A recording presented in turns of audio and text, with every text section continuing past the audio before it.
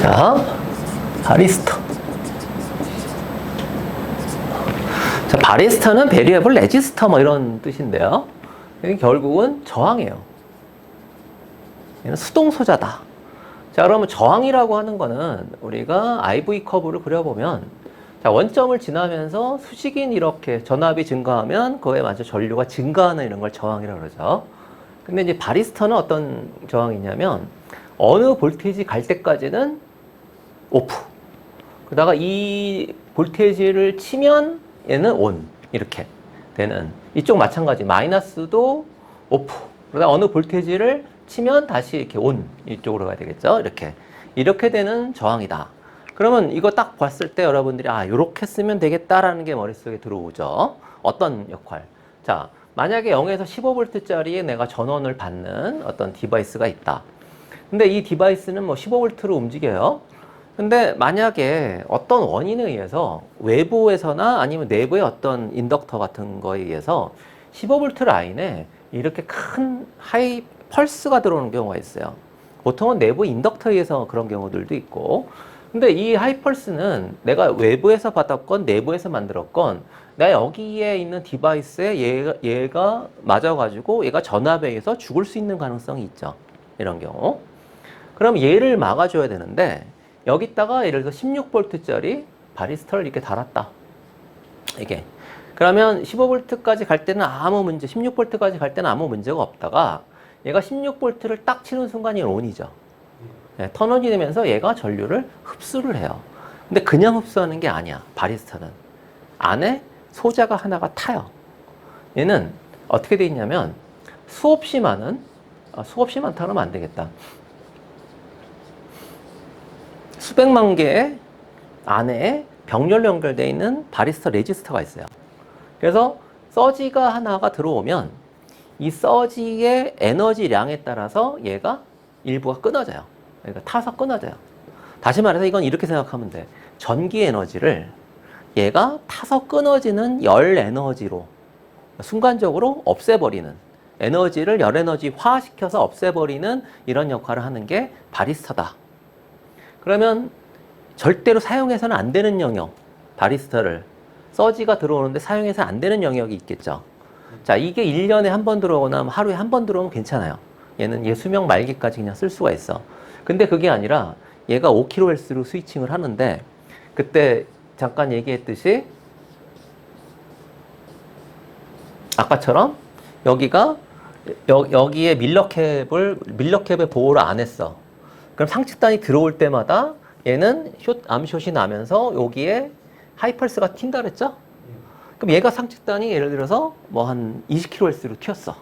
그럼 초당 2만 번이 하이펄스가 막 들어오면서 얘는 하루나 이틀 정도는 버텨주겠죠.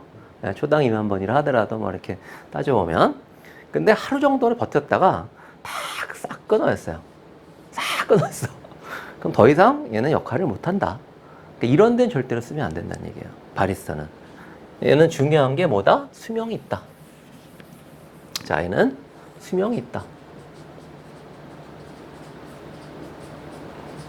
그러면 수명이 있으면 보통 질문이 어떻게 되냐면 몇 년 쓸 수 있는데요? 라고 얘기를 하는데 몇 년이라는 얘기를 할 수가 있을까요? 없죠. 이거는 뭐에 따라서, 서지 맞는 개수에 따라서, 하루에 서지가 몇 개가 들어오냐에 따라서 수명이 결정이 된다. 그러니까 이거는 어떤 면에서는 이렇게 생각하면 돼요. 거의 최후의 보루야. 얘가 무너지면 얘가 뭐 성경에 나오는 무드셀라 무드셀라가 이제 그 죽으면 심판이 온다 뭐 이런 뜻이죠. 근데 무드셀라는 사실은 그 메투샬라 그래가지고 앞에서 창을 든 사람의 뜻이에요. 앞창잡이. 왜냐면 옛날 고대 전장에는 그 막 나가서 싸우면 창을 이렇게 잘 던지는 사람이 그 앞에서 이렇게 창을 던지면서 그 막 달려오는 전사들 하나씩 죽였대요. 근데 이 사람이 죽으면 끝난 거야. 쫙 말해서 이제 이제 지는 거야. 그래서 앞창을 든 사람이 끝까지 살아 있어야 돼요. 그래서 이제 그 무드셀라, 그러니까 메투샬라가 이 앞창을, 얘는 어떻게 보면 무드셀라예요. 얘가 무너지면 이 뒤가 안 된다. 그러면 제품을 설계하는 사람이 이런 거를 믿고 설계하면 될까? 안 된다는 얘기예요. 그러니까 이거를 이제 여러분들이 나중에 뭐 했는데, 아, 이거 이렇게 서지 튀는 거 그냥 그 바리스타로 잡았어. 그러면 여러분들 머릿속에 어떻게 생각해야 되냐면, 아, 이거 수명이 1년. 이 제품 수명이 1년 남짓이겠구나. 이렇게 생각해야 돼요. 이게 기본적으로는 서지가 내부에서 발생하는 걸 막아줘야 되고, 그 다음에 이 바리스타로 만약에 이렇게 해서 지금 아까 이런 수명이 길어야 되는 이런 거는 이거를 대체하는 게 바로 TVS 다이오드예요. 이걸 대체할 수 있는 게. 바리스타 하나를 더 얘기를 하면 바리스타 실물은 이렇게 동그랗게 돼가지고 마치 콘덴서 같이 생겼어요. 생긴 게. 근데 얘가 수명이 많이 남아있는 놈인지 수명이 말기인지 이거를 잡아서 알 수 있는 방법이 사실은 많지가 않아요. 저항제면 뭐 여기 저항이 얘가 예를 들어서 뭐 그 100볼트용이다. 그럼 100볼트까지 올리는 순간에 다 타버리겠죠? 싹 다 타버리 끝나겠지. 그렇다고 그냥 이 밑에서 재면 얘는 무한대밖에 안 나와요. 그래서 이거는 요령, 재는 요령은 얘를 LCR 메타에 물려놓고 캐패시턴스를 재면 돼요. 자, 우리가 따져보면 자, 이렇게 돼가지고 일부가 이렇게 끊어졌어요. 일부가 이렇게 끊어지고 여기가 이제 아직 저항들이 남아있어. 근데 실질적으로 이렇게 잡아보면 이 저항이 연결된 놈은 다 그냥 무한대 저항들이 있는 놈이죠. 근데 이렇게 끊어진 놈들은 여기가 확실하게 그 금속과 금속 사이에 그 우리가 그 뭐라 해야 되나 금속과 금속 사이에 절연체가 있는 거랑 똑같죠. 수명이 말기가 되면 될수록 캐피선스가 커져요. 얘는 수명 말기에 캡 값이 올라간다.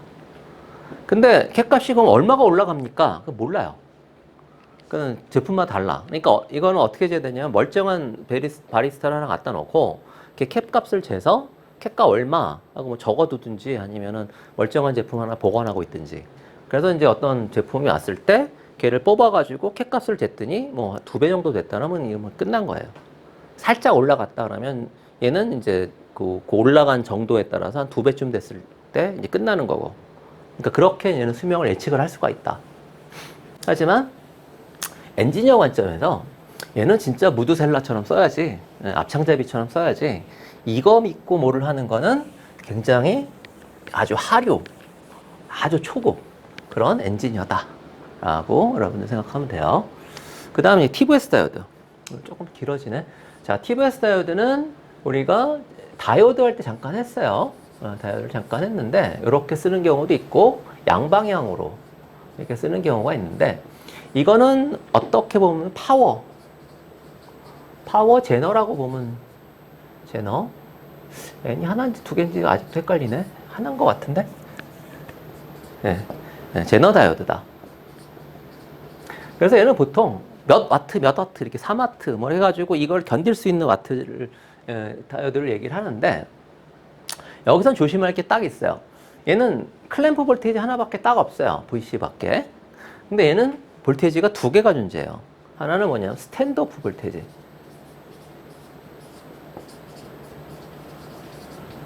하나는 클램프 볼테이지. 스탠드오프 볼테이지와 클램프 볼테이지 이 두 개로 나눠지는데, 똑같이 여기 아까 바리스타에 IV 커브를 똑같이 해가지고 그려보면, 아까 바리스타는 여기가 VC가 있으면 여기 이렇게 갔다가 여기를 치는 순간 턴온이라고 했어요. 이렇게 똑같이 이렇게 턴온이라고 이렇게 얘기를 했어요. 자, 근데 얘는 만약에 이제 양방향이 있고 단방향이 있는데, 만약에 그냥 단방향은 한쪽으로는 뭘로 보인다는 얘기면 다이오드로만 보인다는 얘기예요. 한쪽으로는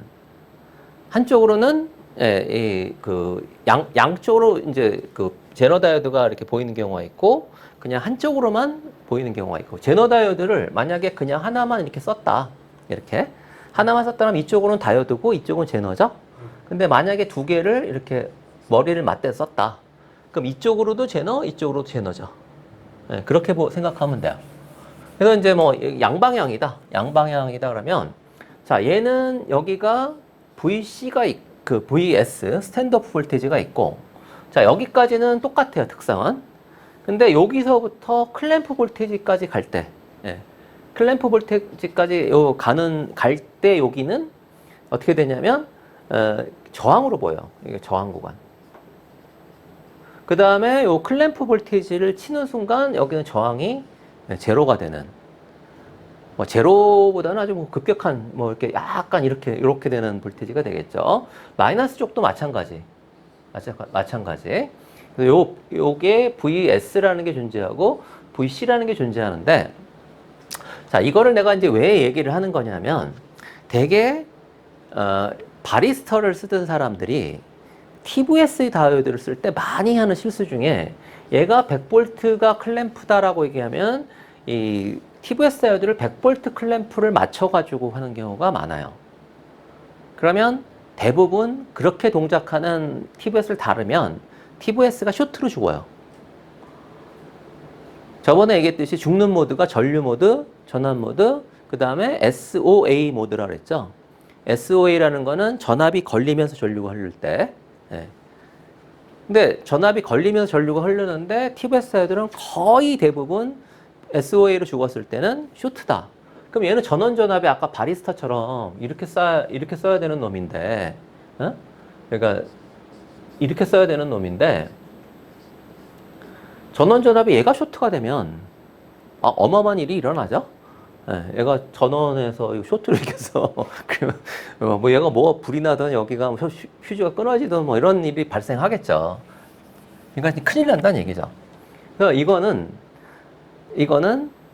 이 영역이 어떤 영역이냐를 알아야 되는 거예요. 자, 우리가 저항이라고 하는 게 처음에 그 수동소자 강의를 할 때 저항이라고 하는 거는 전기 에너지를 열 에너지로 바꿔주는 유일한 소재라고 했어요.